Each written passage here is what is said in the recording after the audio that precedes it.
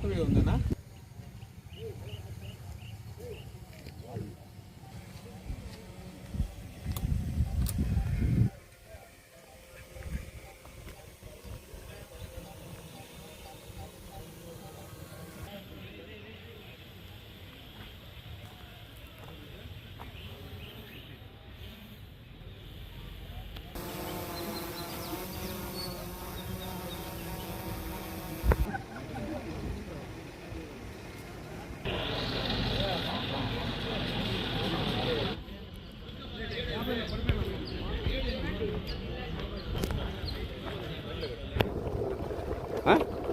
లోపలికే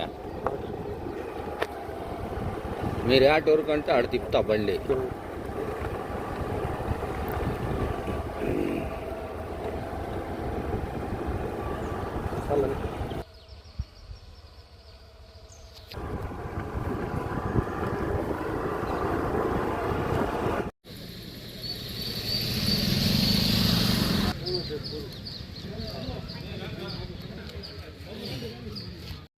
చేసి ఇంకా నెక్స్ట్ ఈ ఏరియా మొత్తం అందరూ ఈ ఏరియా అలా ఇవన్నీ చిన్న చిన్న మొక్కలే కట్ చేయడం.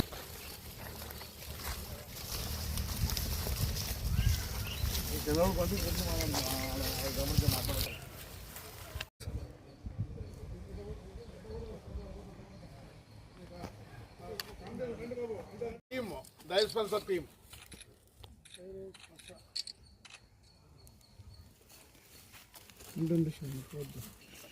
ఇక్కడ కమిటీలో మనకు మెయిన్ వచ్చి ఇక్కడ ఒక హాస్టల్ ఉంది, గవర్నమెంట్ రన్నింగ్ హాస్టల్ ఒకటి ఉంది. ఆ హాస్టల్ వార్డెన్ మేడము, ఆ హాస్టల్ వర్కరు, నెక్స్ట్ మనకి ఆపోజిట్లోనే కాలేజ్ ఉంది, సెయింట్ ఫ్రాన్సిస్ కాలేజ్. ఆ కాలేజ్ మన ఇన్ఛార్జ్ అయినా, నెక్స్ట్ ఈ నైబర్సు అంతా కలిపి మనము ఈ ఈ మన యొక్క గోరితోపు యొక్క ధైర్య స్పర్శ ప్రోగ్రామ్కి కమిటీ మెంబర్స్గా సెలెక్ట్ చేసినాం. ఎందుకంటే ఇది రెగ్యులర్గా వీళ్ళు లోకల్లో ఏడు ఉంటారు కాబట్టి ఏదైనా ఇష్యూ ఉన్నా మన నోటీస్ తీసుకొని అంటే పోలీస్ నోటీస్ తీసుకొస్తారని చెప్పి వాళ్ళని కమిటీగా ఏర్పాటు జరిగింది. వాళ్ళు కూడా దానికి విల్లింగ్గా ఉన్నారు. ఏదైనా ఇన్ కేసు మీ దృష్టికి కూడా వచ్చినా కానీ పోలీస్ దృష్టికి తీసుకురావాలని చెప్పి కోరుకుంటున్నాం.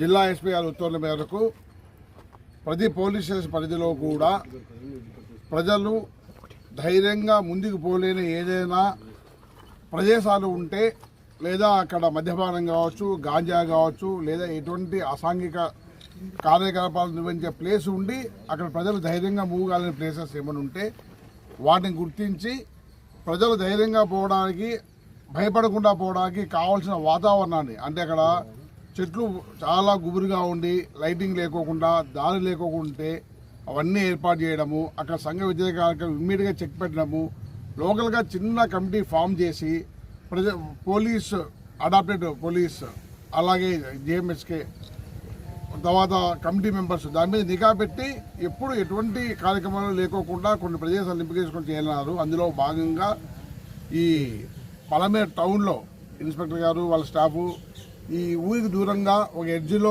ఉన్న ఈ గౌరీ తోపును ఈ ఫారెస్ట్ ఏరియాలో ల్యాండ్ సెలెక్ట్ చేస్తున్నారు. ఇక్కడ చాలామంది ఈవినింగ్ అయితేనే తాగడానికి అనువుగా ఉందని కానీ, లేదా పిల్లలు సిగరెట్లు తాగడానికి, కొద్దిమంది గంజా కన్జ్యూమర్స్ చేసే వాళ్ళు కూడా ఇక్కడికి వస్తున్నారని చెప్పేసి పూర్తిగా దీని మీద సమాచారం మేరకు ఇవన్నీ ఇక్కడికి వచ్చి ఇక్కడ చాలా గుబురుగా ఉంటుంది ప్లేసెస్. ఈ గుబురును మొత్తం తొలగించడమైంది. పెద్ద పెద్ద చెట్లు బాగా వెంటిలేషన్ ఉండేలాగా, బాగా విజిబుల్ ఉండేలాగా ఈ ప్రదేశాన్ని తీర్చిదిద్దడం జరిగింది. అలాగే లైటింగ్ కూడా నైట్ టైమ్స్ కూడా కనపడేలాగా చుట్టుపక్కల లైటింగ్ ఏర్పాటు చేయడం జరిగింది. సీసీ కెమెరాలు ఏర్పాటు చేయడం జరిగింది. అట్లాగే లోకల్ లీడర్స్తో, ఇక్కడున్న కార్పొరేటరు, ఇక్కడున్న వార్డు మెంబర్సు, ఇక్కడున్న సోషల్ వర్కర్స్తో కలిసి ఒక చిన్న టీం ఏర్పాటు చేయడం జరిగింది.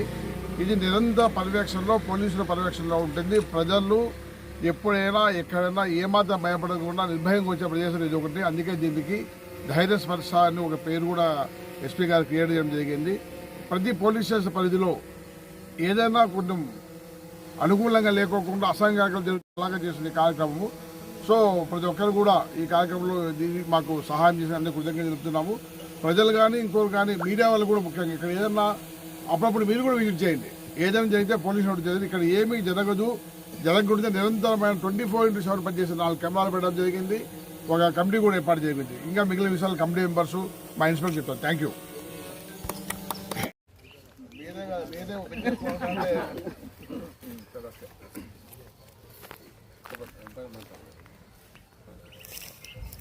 అందరికీ నమస్కారం.